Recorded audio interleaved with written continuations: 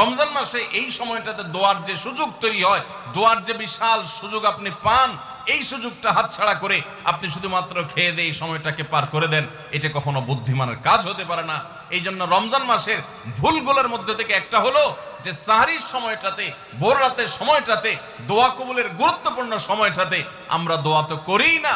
অনেকে ওই সময় আজকাল সাহরি পার্টি বের করেছেন, তামাশা বের করেছেন, অনেকে টেলিভিশনের প্রোগ্রাম দেখেন। কোন কোন চ্যানেলে সাহরির সময়ের কোন কোন প্রোগ্রাম আমরাও মাঝে মধ্যে এগুলো আগে রেকর্ড করা থাকে। সাহরির সময় আমরা টেলিভিশনে প্রোগ্রাম করতে চাই না, আগে রেকর্ড করা থাকে, সেগুলো চলে। এগুলো হলো তাদের জন্য যারা টেলিভিশনে হারাম জিনিস দেখবে, ওই টাইমটাতে সে যেন হারাম জিনিস না দেখে ভালো কিছু দেখে। আপনাদেরকে আমরা বলবো কখনো ওই ভোর রাতের ওই সময় ইসলামিক প্রোগ্রামও দেখতে যাবেন না। আপনি ওই সময়টাতে আল্লাহর সাথে কথা বলবেন, ওই টাইমটা ইবাদতের সময়, ওই টাইমটা দোয়া এবং রোনাজারির সময়।